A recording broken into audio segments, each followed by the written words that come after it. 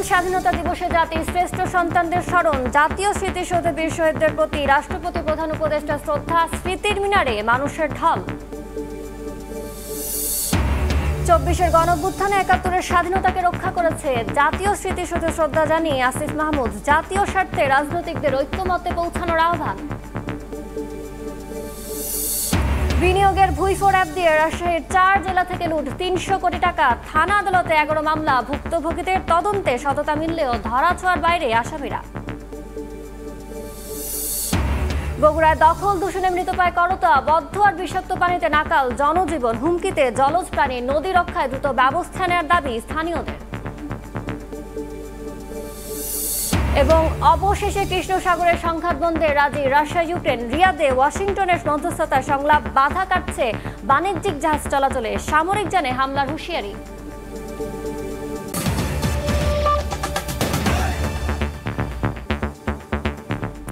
সকালের সময় সঙ্গে আছি আমি ইয়ানু শিফাত। ৫৫তম স্বাধীনতা দিবস উদযাপন করছে জাতি। সূর্যোদয়ের সঙ্গে সঙ্গে সাভারের জাতীয় স্মৃতিসৌধে ৭১-এর বীর সেনানীদের প্রতি শ্রদ্ধা জানান রাষ্ট্রপতি মোহাম্মদ শাহাবুদ্দিন এবং প্রধান উপদেষ্টা ডক্টর মোহাম্মদ ইউনূস। শহীদদের স্মরণে প্রধান বিচারপতি, উপদেষ্টা মণ্ডলী ও যুদ্ধাহত মুক্তিযোদ্ধারা শ্রদ্ধা জানান। এ সময় যুব ও ক্রীড়া উপদেষ্টা আসিফ মাহমুদ বলেন, ২৪-এর গণঅভ্যুত্থান ৭১-এর স্বাধীনতাকে রক্ষা করেছে, আর জাতির স্বার্থে রাজনৈতিক দলগুলোকে দলীয় এবং ব্যক্তি স্বার্থে ঊর্ধ্বে ওঠার আহ্বান জানান বন ও পরিবেশ উপদেষ্টা সৈয়দা রেজওয়ানা হাসান। রক্তিম সূর্য স্বাধীন বাংলাদেশের বুকে মনে করার আগের ২৫ মার্চের বিভীষিকাময় কাল রাত পার করে স্বাধীনতার প্রদীপ্ত উচ্চারণে বলিষ্ঠ জাতির কথা, বিশ্বের বুকে যাদের পরিচয় হার না মানা জাতি হিসেবে। ৭১-এর উত্তাল মার্চে স্বাধীনতা ছিনিয়ে আনতে মুক্তিযুদ্ধের সূচনা হয় এই দিনেই। সূর্যোদয়ের সঙ্গে সঙ্গেই জাতির শ্রেষ্ঠ সন্তানদের শ্রদ্ধা জানাতে সাভারের জাতীয় স্মৃতিসৌধে রাষ্ট্রপতি মোহাম্মদ শাহাবুদ্দিন এবং প্রধান উপদেষ্টা ডক্টর মোহাম্মদ ইউনূস। রক্ত দিয়ে বিজয় ছিনিয়ে আনা বীর সেনানীদের প্রতি ভোর ৫টা ৫৫ পুষ্পস্তবক অর্পণ করেন রাষ্ট্রপতি। এরপরই স্মৃতির মিনারে ভালোবাসার ফুল দেন অন্তর্বর্তী সরকারের প্রধান উপদেষ্টা ডক্টর মোহাম্মদ ইউনূস। পিনপতন নীরবতায় স্মরণ করেন জাতির সূর্য সন্তানদের। সেনা, নৌ ও বিমান বাহিনীর চৌকস দল জানায় রাষ্ট্রীয় সালাম। এ সময় বিউগলে বেজে ওঠে করুণ সুর। এরপর শ্রদ্ধা জানান বীরশ্রেষ্ঠ পরিবার, যুদ্ধাহত মুক্তিযোদ্ধা ও বীর মুক্তিযোদ্ধারা। শ্রদ্ধা জানান উপদেষ্টা মণ্ডলী ও বিদেশি কূটনীতিকরাও। পরে গণমাধ্যমে যুব ক্রীড়া উপদেষ্টা আসিফ মাহমুদ বলেন, ৭১-এর স্বাধীনতা রক্ষায় ২৪-এর অভ্যুত্থান আর রাজনৈতিক দলগুলোকে জাতীয় স্বার্থে, দলীয় এবং ব্যক্তি স্বার্থের ঊর্ধ্বে ওঠার আহ্বান জানান আরেক উপদেষ্টা সৈয়দা রেজওয়ানা হাসান। ৭১ এই দেশকে জন্ম দিয়েছে এবং আমরা একটা স্বাধীনতা অর্জন করেছি, একটি রক্তক্ষয়ী স্বাধীনতা। কিন্তু বিগত ১৬ বছরে ফ্যাসিবাদ এই স্বাধীনতার যে কনসেপ্ট সেটাকে নষ্ট করে দিয়ে গেছে। আমরা মনে করি যে দেশের প্রত্যেকটা নাগরিক যতক্ষণ পর্যন্ত না মনে করবে তিনি স্বাধীন, তার বাক স্বাধীনতা আছে, তার ফ্রিডম অফ এক্সপ্রেশন আছে, ততক্ষণ পর্যন্ত আসলে ভূখণ্ড স্বাধীন হয়ে কোনো লাভ নেই। জাতীয় স্বার্থে, ব্যক্তি এবং দলীয় স্বার্থের ঊর্ধ্বে উঠে আমরা ঐক্যমত করব। এরপরই স্মৃতিসৌধ খুলে দেওয়া হয় সর্বসাধারণের জন্য। সর্বস্তরের মানুষের মিলন মেলায় পরিণত হয় ৮৪ একরের জাতীয় স্মৃতিসৌধ। ফুলে ফুলে ভরে ওঠে মূল বেদি। ৭১-এর বীর সেনানীদের উত্তরসূরি ২৪-এর ছাত্র জনতা রক্ত দিয়ে বিদায় ঘণ্টা বাজিয়েছে স্বৈর শাসকের। লাল সবুজের পতাকাকে নিয়েছে অনন্য উচ্চতায়। তাই তো শহীদের প্রতি শ্রদ্ধা জানাতে আসা মানুষদের প্রত্যাশা, আগামীর বাংলাদেশ হবে বৈষম্যহীন। লাখো প্রাণের বিনিময়ে কেনা স্বাধীনতা, সার্বভৌমত্ব অক্ষুণ্ণ রেখে বীর দর্পে এগিয়ে যাবে লাল সবুজের পতাকা, প্রিয় বাংলাদেশ। হাসান ওয়ালি, সময় সংবাদ, জাতীয় স্মৃতিসৌধ, সাভার, ঢাকা। মহান স্বাধীনতা দিবসে সাভারের বীর শহীদদের স্মৃতির প্রতি শ্রদ্ধা জানাচ্ছেন সর্বস্তরের মানুষ। সেখানে আছেন রিপোর্টার শাতিলা শারমিন ও ফারুক ভুইয়া রমিন। সরাসরি যাচ্ছে তাদের কাছে। দর্শক, আমন্ত্রণ জানাচ্ছি আমাদের যে বিশেষ আয়োজন, সেটি হচ্ছে আমরা জাতীয় স্মৃতিসৌধ থেকে সরাসরি সম্প্রচারে আসছি। আমার সঙ্গে আছেন আমার সহকর্মী ফারুক ভুইয়া রবিন। এবং আমরা এর আগের ঘন্টায় জানাচ্ছিলাম যে রাষ্ট্রপতি মোহাম্মদ শাহাবুদ্দিন এবং প্রধান উপদেষ্টা ডক্টর মোহাম্মদ ইউনূস শহীদদের প্রতি শ্রদ্ধা জানিয়ে এই জাতীয় স্মৃতিসৌধে পুষ্পস্তবক অর্পণ করেছেন। এরপরে আসলে জনসাধারণের জন্য যখন খুলে দেওয়া হয়েছে এই স্মৃতিসৌধের যে প্রাঙ্গণ, সেই প্রাঙ্গণে কিন্তু আমরা দেখতে পাচ্ছি এখন কিন্তু বেশ লোক জমায়েত হয়েছে, অর্থাৎ সব বয়সী, সব ধরনের, সব শ্রেণী পেশার মানুষ কিন্তু তাদের 1971 সালের যে গর্ব বীর শহীদদের প্রতি শ্রদ্ধা নিবেদনের জন্য চলে এসেছেন। রবিন, আপনি যদি একটু বলেন আসলে রাজনৈতিক দলের কারা আসলেন বা সামাজিক সাংস্কৃতিক দলের কারা কারা আসলেন, আপনি কাদেরকে দেখেছেন আসতে? সাথীরা, যদি বলতে যাই একটু শুরুর বিষয়টি, যে রাষ্ট্রীয় আনুষ্ঠানিকতা শেষ হওয়ার পরে তখন কিন্তু আমরা যেটি দেখছিলাম বীর মুক্তিযোদ্ধারা, শহীদ মুক্তিযোদ্ধারা এবং এই শহীদ মুক্তিযোদ্ধাদের পরিবারের পক্ষ থেকে এবং যে বীর শ্রেষ্ঠদের পরিবারের পক্ষ থেকে কিন্তু কেন্দ্রীয় শহীদ জাতীয় স্মৃতিসৌধে শ্রদ্ধা নিবেদন করা হয়েছিল এবং একই সঙ্গে কিন্তু যে বিদেশি কূটনীতিকরা তারাও কিন্তু যে শ্রদ্ধা জানিয়েছিলেন। তারপরে কিন্তু এই জাতীয় স্মৃতিসৌধ সব শ্রেণী পেশার মানুষের জন্য উন্মুক্ত করে দেওয়া হয় এবং একে একে কিন্তু বেশ কয়েকটি রাজনৈতিক দলের পক্ষ থেকেই শ্রদ্ধা নিবেদন করা হচ্ছে। এখানে আমরা বিভিন্ন রাজনৈতিক দলের পক্ষ থেকে দেখেছি, তবে অল্প কিছু সময় আগে বিএনপির একটি বড় একটি জমায়েত কিন্তু আমরা এখানে দেখেছি জাতীয় স্মৃতিসৌধে এবং দলটির বিএনপি এবং হচ্ছে যে একই সঙ্গে ছাত্র দলের আমরা একটি বড় মিছিল দেখলাম যে তারা আসলো এবং একই সঙ্গে বিএনপির যে কেন্দ্রীয় নেতারাও কিন্তু জাতীয় স্মৃতিসৌধে শ্রদ্ধা নিবেদন করেছেন। বিশেষ করে দলটির স্থায়ী কমিটির সদস্য মির্জা আব্বাস ও সিনিয়র যুগ্ম মহাসচিব রুহুল কবির রিজভির নেতৃত্বে দলটির কেন্দ্রীয় নেতৃত্ব এই জাতীয় স্মৃতিসৌধে এসেছে শ্রদ্ধা নিবেদন করার জন্য। সাথীলা, আমরা এর আগে কিন্তু রবিন দেখতে পেয়েছিলাম যে এই সাভারের আশেপাশের যে স্কুল কলেজগুলো রয়েছে তাদের শিক্ষার্থীরা এবং শিক্ষকদের নেতৃত্বে তারাও খণ্ড খণ্ড মিছিল সহকারে ব্যানার নিয়ে এসেছেন। আমরা পিছনে যে একটু যুক্ত করতে চাই, আমি কিন্তু ঢাকার বাইরে থেকে অর্থাৎ ঢাকার আশপাশের যে জেলাগুলো রয়েছে সেখান থেকেও কিন্তু যে কোনো শিক্ষা প্রতিষ্ঠানের শিক্ষক শিক্ষার্থী তাদেরকেও কিন্তু আমরা আসতে দেখেছি যে জাতীয় স্মৃতিসৌধে 71-এর বীর শহীদদের প্রতি শ্রদ্ধা নিবেদন করার জন্য। সাথীরা, আমরা যে রং বেরঙের আসলে ক্যাপ সহ যাদেরকে দেখতে পাচ্ছি এটা শুধুমাত্র রাজনৈতিক দলেরই না, বিভিন্ন সংগঠনের পক্ষ থেকেও কিন্তু নিজেদেরকে নানা পোশাকে সাজিয়ে বিভিন্ন রকমের ব্যানার নিয়ে, ফেস্টুন নিয়ে কিন্তু সবাই আসছেন এই স্বাধীনতা দিবস উদযাপনে। স্বাধীনতা দিবস উদযাপনে কিন্তু আমরা বরাবরই দেখি এক ধরনের রঙিন আয়োজন, মানে পোশাকের মধ্য দিয়ে এক ধরনের স্বাধীনতার বহিঃপ্রকাশ ঘটানো কিন্তু থাকে। একটু আগে আমরা দেখেছি যারা বিশেষ সুবিধাপ্রাপ্ত যারা রয়েছেন তাদের একটি বড় দল আমরা পেয়েছি, তারা এসে শ্রদ্ধা নিবেদন করেছেন। পক্ষাঘাতগ্রস্ত অনেক মানুষকে কিন্তু আমরা দেখেছি যে তারা এখানে এসেছিলেন, অর্থাৎ মানে শারীরিক প্রতিবন্ধকতাও কিন্তু যে সেখানে বাধা হয়ে দাঁড়াতে পারেনি যে 71-এর বীর শহীদদের প্রতি শ্রদ্ধা নিবেদন করার জন্য। কারণ আমরা জানি 71 বাঙালির শ্রেষ্ঠ অর্জন, একটি স্বাধীনতা পাওয়া, সেটাই কিন্তু যে হাজার বছরের যে আকাঙ্ক্ষা বা স্বপ্ন সেটাই কিন্তু বাস্তবায়িত হয়েছিল 1971 সালে এবং তার জন্য বাংলাদেশের মানুষকে এক রক্তক্ষয়ী মুক্তি সংগ্রামের মধ্য দিয়ে নানা ত্যাগ তিতিক্ষার মধ্য দিয়ে কিন্তু এই স্বাধীনতা বা এই বিজয় এসেছিল ডিসেম্বরে। তো সেই জায়গা থেকে যেই আত্মত্যাগ বাঙালি দিয়েছিল এবং তার বিনিময়ে যে স্বাধীন ভূখণ্ড পেয়েছে সেটি বাঙালি কিন্তু নানানভাবেই বাংলাদেশের মানুষ যে উদযাপন করবে। আমরা জানি আজকে কিন্তু অনেক মানুষ যেহেতু ঈদের ছুটি কাছাকাছি সময় চলে এসেছে, অনেকে কিন্তু যে ঘরমুখী, অনেকে কিন্তু যে ঘরমুখী, তো সেই জায়গার মধ্যেও কিন্তু আমরা যেটা দেখতে পাচ্ছি যে কেন্দ্রীয় জাতীয় স্মৃতিসৌধে মানুষ কিন্তু দেখতেই পাচ্ছেন, আমাদের ক্যামেরায় যদি নিশ্চয়ই আমাদের যারা দর্শক রয়েছেন তারা কিন্তু যে দেখতে পাচ্ছেন এবং সময় কিন্তু যত গড়াচ্ছে ততই কিন্তু এই যে ভিড়টি সেটা কিন্তু যে বাড়তে শুরু করছে। দর্শক, একটি জিনিস বলে রাখি, সেটি হচ্ছে যে ঠিক 5:50 মিনিটের দিকে প্রথম রাষ্ট্রপতি মোহাম্মদ শাহাবুদ্দিন শ্রদ্ধা নিবেদন করেন 71-এর শহীদদের প্রতি, তারপরে শ্রদ্ধা নিবেদন করেন প্রধান উপদেষ্টা ডক্টর মোহাম্মদ ইউনূস। তিনি 7:11 মিনিটে শ্রদ্ধা নিবেদন করেছেন এবং তারপরে আমরা দেখেছি উপদেষ্টা পরিষদের সদস্যদের শ্রদ্ধা নিবেদন করতে, আমরা দেখেছি বিশিষ্ট ব্যক্তিবর্গদের শ্রদ্ধা নিবেদন করতে, কূটনৈতিক যে দূতাবাসগুলো রয়েছে আমাদের দেশে তাদের প্রতিনিধিরা, যে সর্বোচ্চ পর্যায়ের যে প্রতিনিধিরা রয়েছেন তারা এসেছেন, তারা শ্রদ্ধা নিবেদন করেছেন এবং বিশিষ্ট নাগরিক যারা আছেন তারা শ্রদ্ধা নিবেদন করেছেন।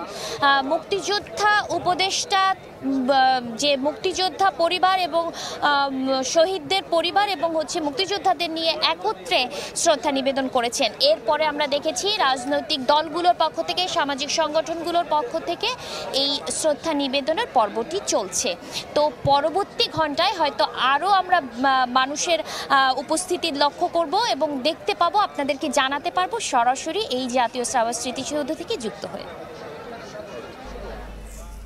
সাভারের জাতীয় স্মৃতিসৌধ থেকে সরাসরি যুক্ত হয়েছিলেন সহকর্মী শাতিলা শারমিন ও ফারুক ভিয়া রবিন।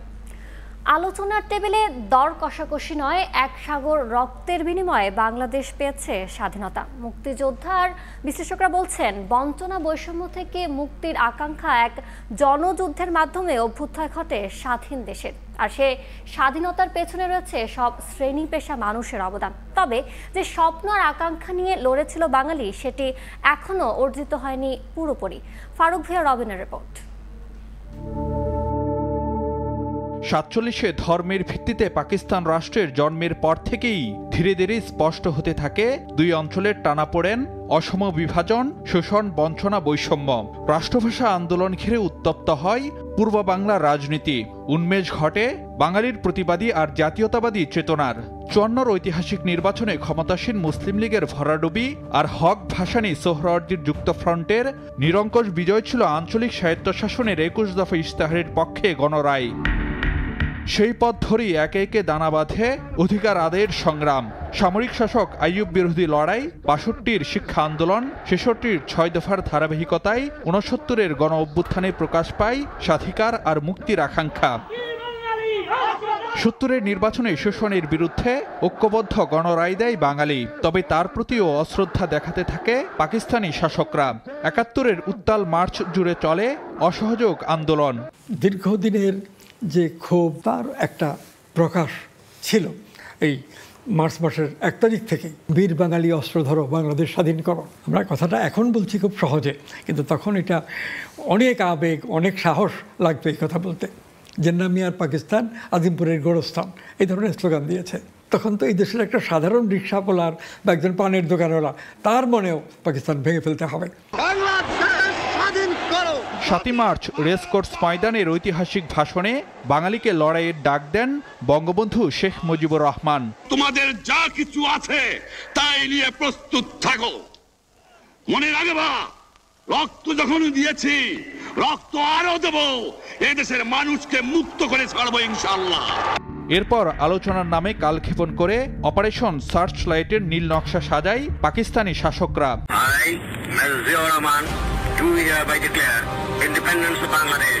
17 এপ্রিল মুজিবনগর সরকারের শপথের মধ্য দিয়ে আনুষ্ঠানিক রূপ পায় মুক্তিযুদ্ধ।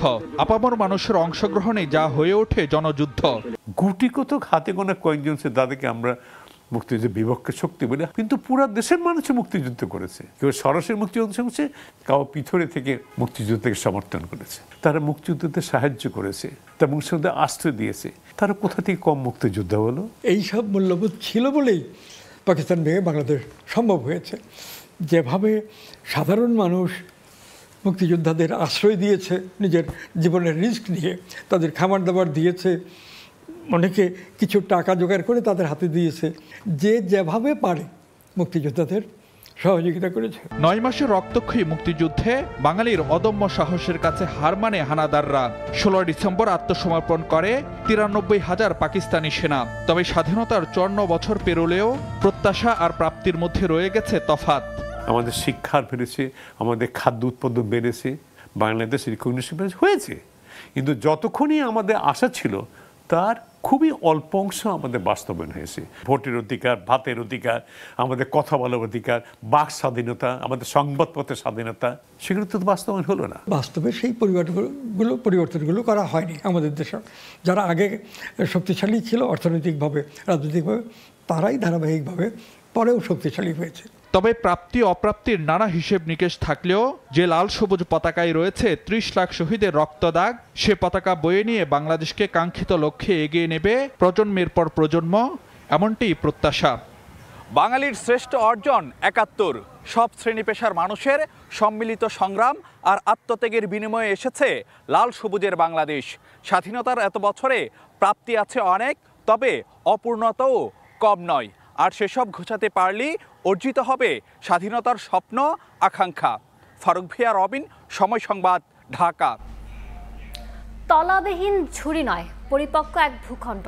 ৫৬,০০০ বর্গমাইলের গেড়ে বসা বৈষম্য, বেকারত্ব, মূল্যস্ফীতির পাশাপাশি আছে শত উন্নয়ন ও অর্জনের গল্প।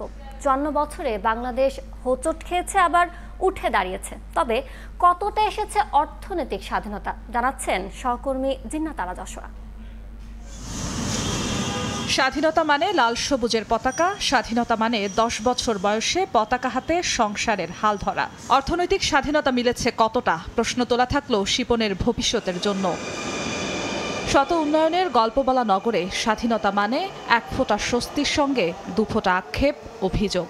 যে সুযোগ সুবিধাটা আমরা পাইছি মেট্রো রেলের ক্ষেত্রে, এক্ষেত্রে সব ক্ষেত্রে যদি আমরা এরকম সুযোগ সুবিধা পাইতাম তাহলে আর একটু ভালো হতো। সেম সুবিধাটা যদি আমরা গ্রামেও দিতে পারতাম তাহলে মনে হয় যে শহরের উপর যেই চাপটা এর হচ্ছে 50% কমে যেত। স্বাধীনতা মানে ৫৪ বছরের বাংলাদেশে মনোয়ারা বেগমের ৩০ বছরের ভাসমান অনিশ্চয়তার জীবন। সবাই বাড়িঘর আছে যায়, আমি তো ড্রাইভারও পারি না, আবার আইয়া দেখবেন আমি কোনো রাগা নাই। নগর পেরিয়ে তেপান্তরের মাঠে স্বাধীনতা দিবসে কৃষকের চাওয়া সহজ সরল। সরকার তো দায়িত্ব দিতেছে নাম করে, পাই না তো, পাইলে তো কত খেত করতাম, ডিপ গাড়তাম, ডেহিন করে রাস্তাঘাট করে গাড়ি নেছে নামাই দিলাম হইলে এই সেই। আমরা কিনতে যাই অনেকটাই দাম নেয়, মানে বীজ যখন আনি বপন করি তখনও দাম নেয়, কিন্তু এখন আমাদের জন্য এটা অনেক কষ্টকর, মানে বাজারে বিক্রি করতে পারি না। সরকারি তথ্যেই রয়েছে প্রায় ২৭ লাখ বেকার, দারিদ্র্য সীমার নিচে থাকা ১৯% বেশি মানুষের হিসেব। শ্বেতপত্র দেখাচ্ছে ভয়াবহ আয় আর সম্পদ ভোগের বৈষম্য। তাই সত্যিকারের স্বাধীনতা পেতে সবার আগে বৈষম্য কমানোর তাগিদ অর্থনীতিবিদদের। প্রতি ক্ষেত্রে যে বৈষম্যগুলো আছে এগুলো কিন্তু বিগত ৫০-৫৪ বছরে কিন্তু অনেক ক্ষেত্রে বেড়েছে। এটা তো আমাদের স্বাধীনতার মানদণ্ড হতে পারে না। আসছে বাজেটেই বৈষম্য কমানোতে জোর দেওয়ার প্রস্তাব বিশেষজ্ঞের। পাহাড় থেকে সমতল, শহর থেকে গ্রাম, কৃষক থেকে আমলা, রাষ্ট্রের প্রতিটি পদক্ষেপের সমান সুফল যেন ভোগ করে ৫৬,০০০ বর্গমাইলের প্রত্যেকটি মানুষ। রাষ্ট্র যেন প্রতিনিয়ত স্মরণ করে অর্থনৈতিক স্বাধীনতা সবার অধিকার।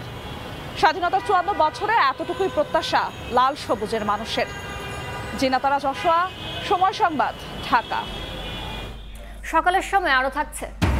ঈদের ছুটিতে পর্যটকদের বরণে প্রস্তুত হচ্ছে কক্সবাজার। মোটেল রিসোর্টে সাজ রব, শতভাগ অগ্রিম বুকিং, তারকা মানের হোটেলগুলোতে সমুদ্র স্নানে নিরাপত্তা জোরদার। মহান স্বাধীনতা দিবসে জাতির বীর সন্তানদের প্রতি শ্রদ্ধা জানাচ্ছেন নানা শ্রেণী পেশার মানুষ। সেই খবর জানাতে ময়মনসিংহে আছেন ওবায়দুল হক এবং রংপুরে আছেন আব্দুর রশিদ জীবন। সরাসরি প্রথমে যাচ্ছি ওবায়দুল হকের কাছে।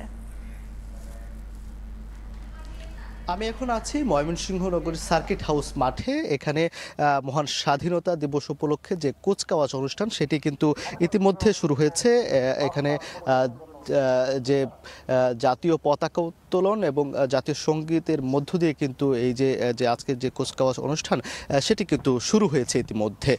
আমরা দেখেছি যে এখানে বিভাগীয় কমিশনার, অতিরিক্ত ডিআইজি, জেলা প্রশাসক এবং পুলিশ সুপার তারা কিন্তু সালাম গ্রহণ করছেন এবং এখানে Bangladesh police, Ansar, fire service, কারারক্ষী দল তারা কিন্তু এখানে কুচকাওয়াজের জন্য কিন্তু সারিবদ্ধভাবে তারা দাঁড়িয়ে আছেন এবং এই যে কুচকাওয়াজের যে মাঠ সেই জায়গায় কিন্তু ইতিমধ্যে বিভাগীয় কমিশনার সহ অতিরিক্ত ডিআইজি, জেলা প্রশাসক এবং পুলিশ সুপার তারা কিন্তু এসেছেন এবং তারা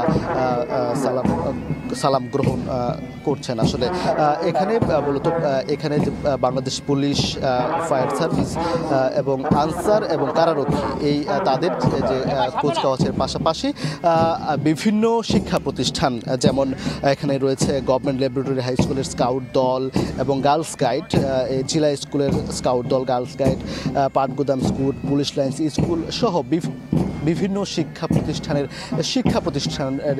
শিক্ষার্থীরা কিন্তু এখানে সারিবদ্ধভাবে দাঁড়িয়ে আছেন এবং যেহেতু এই কুচকাওয়াজ অনুষ্ঠানের আনুষ্ঠানিকতা শুরু হয়েছে এই কিছুক্ষণের মাধ্যমে কিন্তু তাদের যে মূল প্যারেড সেটি কিন্তু শুরু হবে।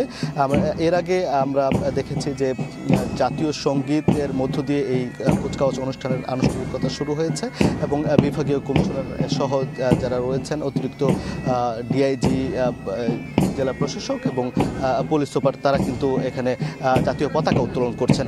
তো এই বিভিন্ন আয়োজনের মধ্য দিয়ে আসলে যে আজকে মহান স্বাধীনতা দিবসের যে আনুষ্ঠানিকতা এবং বীর শহীদদের যে শ্রদ্ধা, সে ভালোবাসা সেটি কিন্তু ময়মনসিংহবাসী সেটি প্রদর্শন করছেন। তো এই ছিল ময়মনসিংহ থেকে আমার কাছে সবশেষ তথ্য। আমরা এখন যেতে চাই রংপুরে, সেখানে আছেন আমাদের সহকর্মী আব্দুর রশিদ জীবন।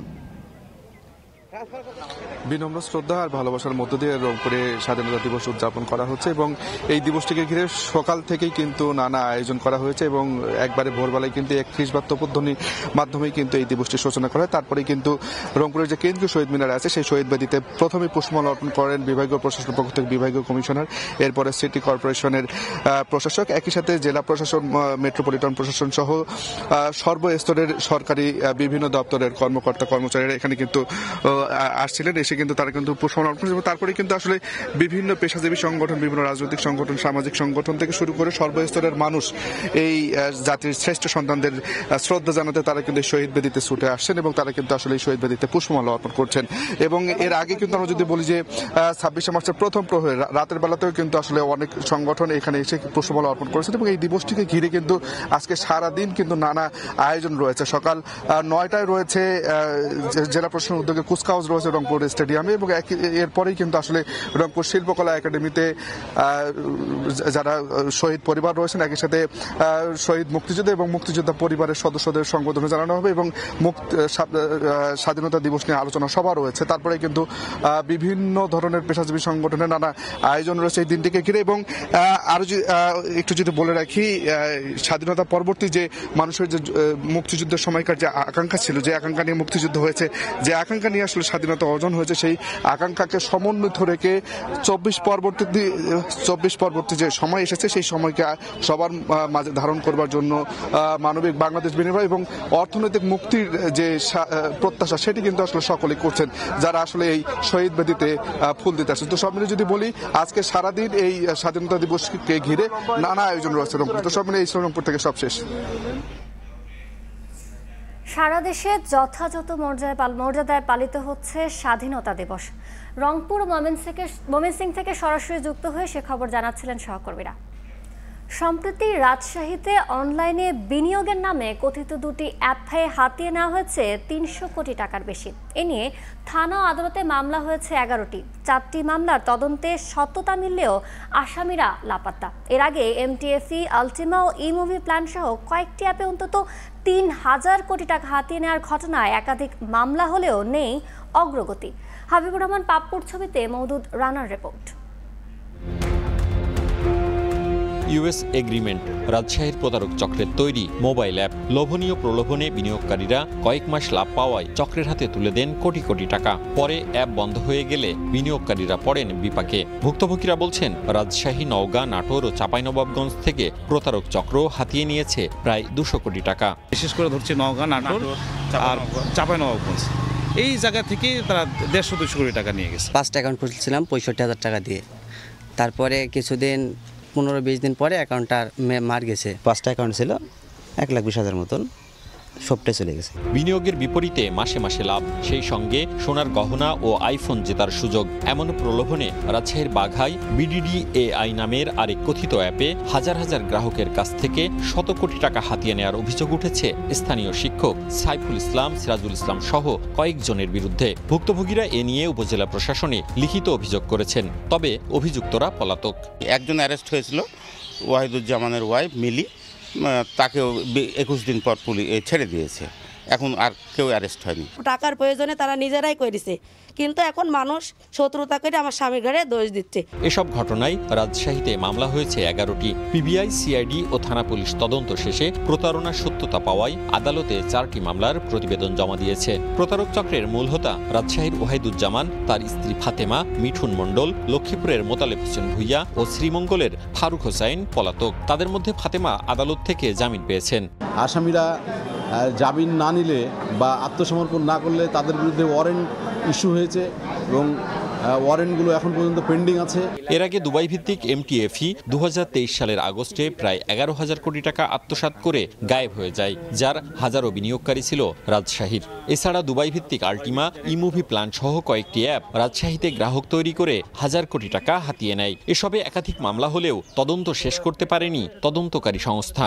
মামলার যিনি তদন্তকারী কর্মকর্তা আছেন উনি সঠিক বিষয়গুলো এবং যারা প্রকৃত অপরাধী তাদেরকে তদন্ত শেষে এই মামলায় নিয়ে আসবেন। এই মামলাগুলো কিন্তু প্রুভড হলে একটা বিষয় থাকে যে তাই সে পানিশড হবেই, মানে খালাস হয়ে যাওয়ার আর কোনো সুযোগ থাকে না। রাজশাহী সাইবার ট্রাইব্যুনালে এমন 10টি মামলা বিচারাধীন, 2টি মামলা সাক্ষ্য পর্যায়ে, আরও 8টি তদন্তাধীন। আমলি আদালত ও থানায় দায়ের হওয়া মামলার বেশিরভাগই তদন্ত পর্যায়ে। সব প্রতারণার মূল হোতারা ধরাছোঁয়ার বাইরে। মওদুদ রানা, সময় সংবাদ, রাজশাহী। মহান স্বাধীনতা দিবস উপলক্ষে দেশের বিভিন্ন স্থানে চলছে স্বাধীনতা কুচকাওয়াজ।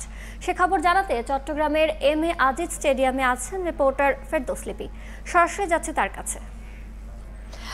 স্বাধীনতা দিবস উপলক্ষে চট্টগ্রাম এম.এ. আজিজ স্টেডিয়ামে অনুষ্ঠিত হতে যাচ্ছে কুচকাওয়াজ, এবং এরই মধ্যে যারা কুচকাওয়াজে অংশ নেবেন বিভিন্ন সংস্থার কর্মকর্তা কর্মচারীরা উপস্থিত আছেন স্কুল কলেজ সহ বিভিন্ন শিক্ষা প্রতিষ্ঠানের ছাত্রছাত্রীরা। এর বাইরে আছে fire service, BNCC, girls guide, মাদ্রাসা, তারপরে হচ্ছে শিশু কিশোরের বিভিন্ন সংগঠনগুলো।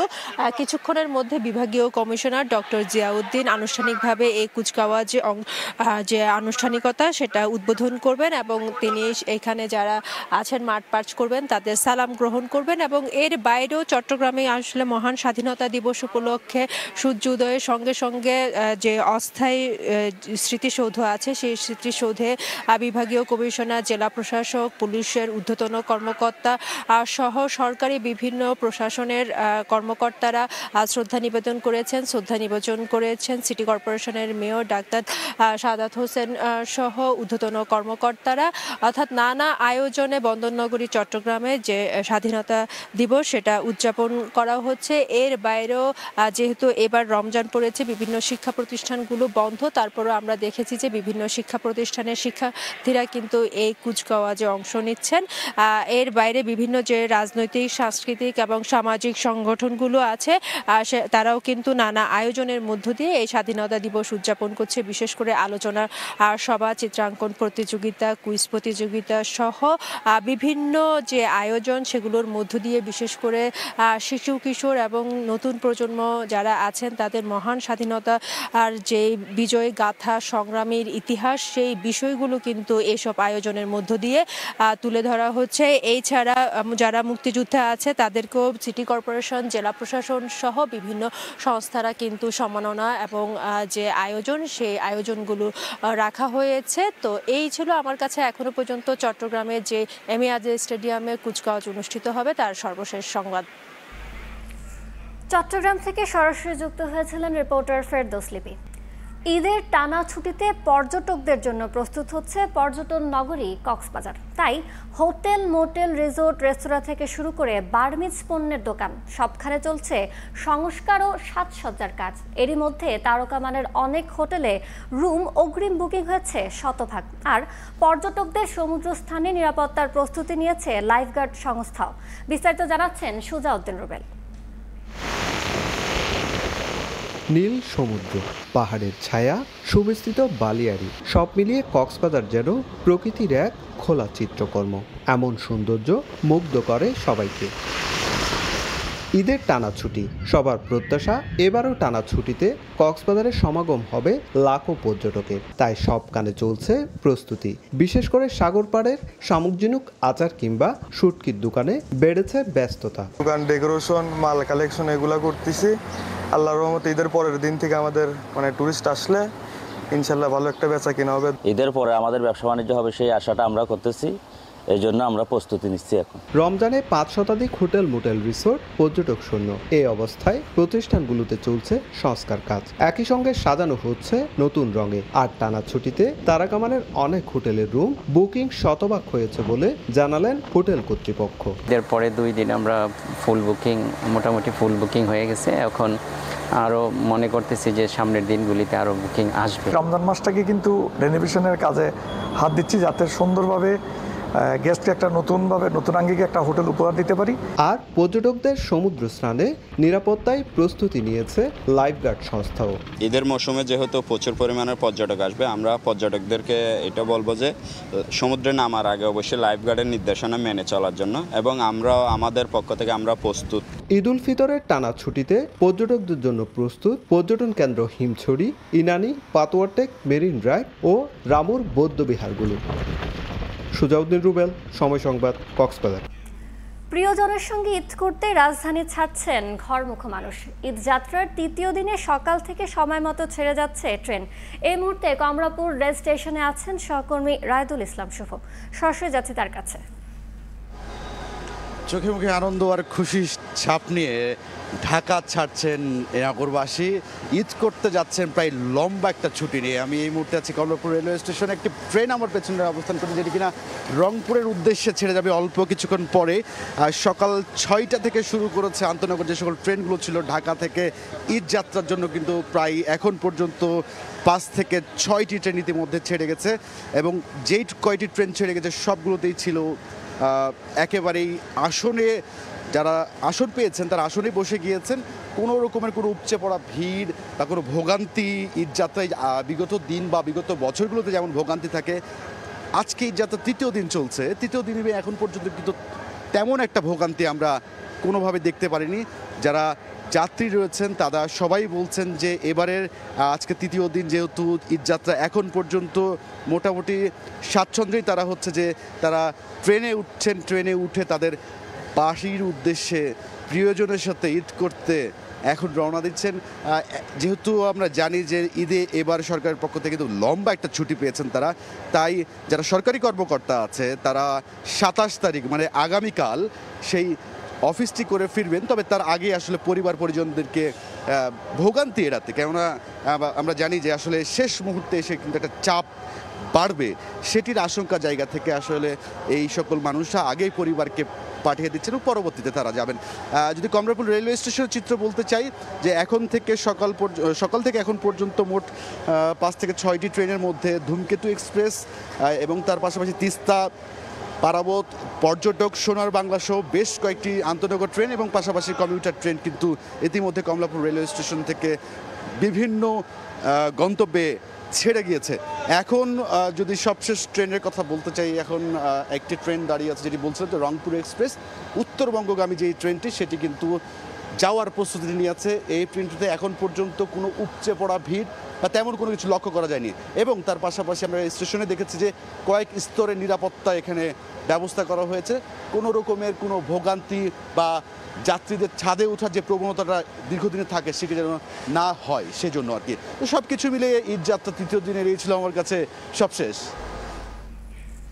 রাজধানীর কমলাপুর রেল স্টেশন থেকে সরাসরি যুক্ত হয়ে ঈদ যাত্রার সবশেষ জানাচ্ছিলেন সহকর্মী রায়দুল ইসলাম শুভ।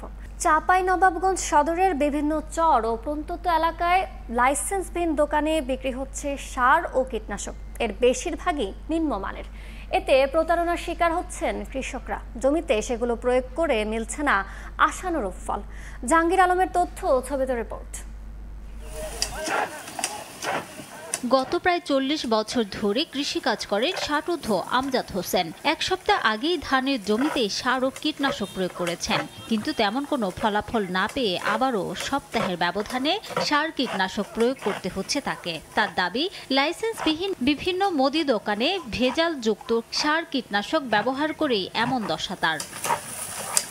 একই দশা চাঁপাইনবাবগঞ্জের সদরের বিভিন্ন চরাঞ্চল ও প্রত্যন্ত এলাকায় বিভিন্ন মুদিখানার দোকানে দীর্ঘদিন ধরে কোনো ধরনের অনুমোদন ও লাইসেন্স ছাড়াই খুচরা বিক্রি হচ্ছে সার কীটনাশক। কৃষকদের অভিযোগ, কৃষি বিভাগের উদাসীনতা ও তদারকির অভাবে এমন যত্রতত্র বিক্রি হচ্ছে নিম্নমানের সার কীটনাশক। এতে উৎপাদন খরচ বাড়ার পাশাপাশি ক্ষতিগ্রস্ত হচ্ছেন তারা। সার দিতে আসি বা বীজ দিতে আসি, বিষে কাজ করছে না। ধান ধরেন আপনার এই লাল পাতা দেখাইছে, মরিচের মতন পুড়িয়েছে। বীজ বলেন, সাহার বলেন, যে কোনো জিনিসই ওই মুদির দোকান থেকে নিয়ে আসে। কার লাইসেন্স আছে না আছে সেটা তো আমরা জানছি না, আমরা তো সরজ মানুষ।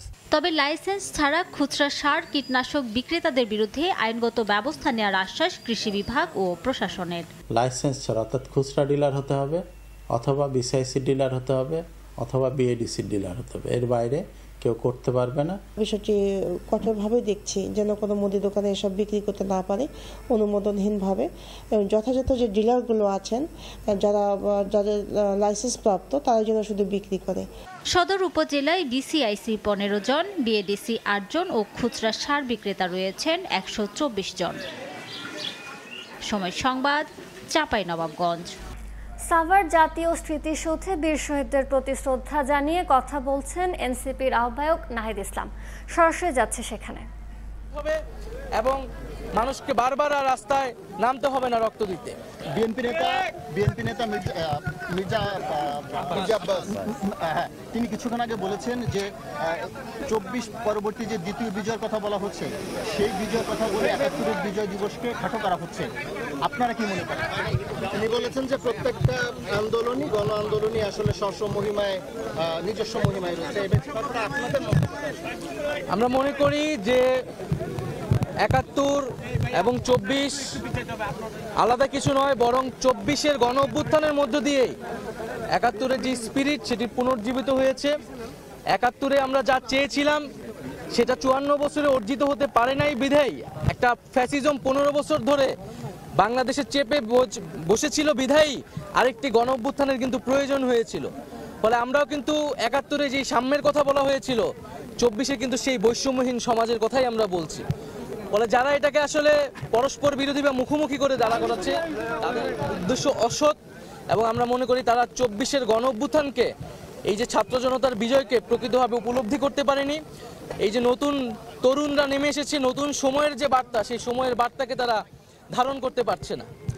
এবং আমরা মনে করি যে বাংলাদেশে বর্তমানে আমাদের জাতীয় নাগরিক পার্টির যে দাবি যে বিচার সংস্কার এবং গণপরিষদ নির্বাচন, আমরা মনে করি ঠিক সেই পথে গেলেই জাতির একটি উত্তরণ ঘটবে গণতন্ত্রের পথে।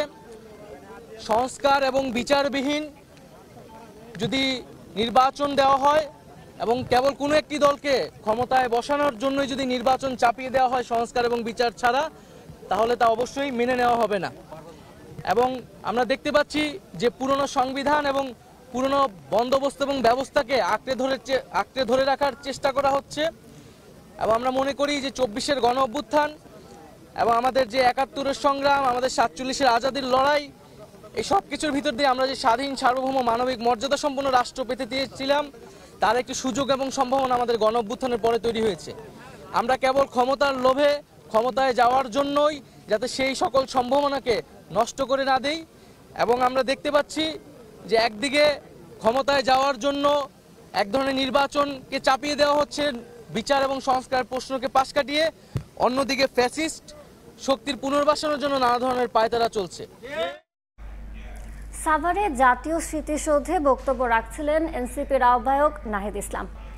সকালের সময় শিশু সংবাদগুলো জানিয়ে দিচ্ছে আরেকবার।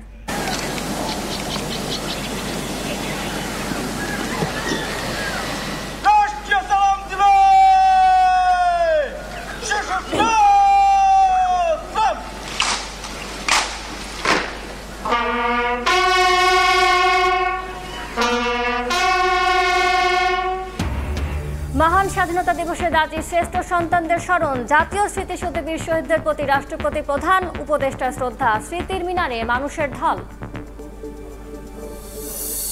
যারা দ্বিতীয় স্বাধীনতার কথা বলে তারা 26শে মার্চকে খাটো করে দেখাতে চায়, মন্তব্য বিএনপি নেতা আব্বাসের। 24-এর অভ্যুত্থানকে 71 স্বাধীনতাকে রক্ষা করেছে বললেন আসিফ মাহমুদ।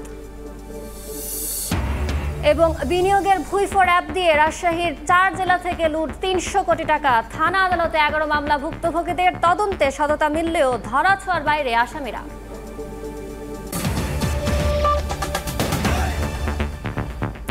এ ছিল সকালের সময়। সঙ্গে থাকুন সময়।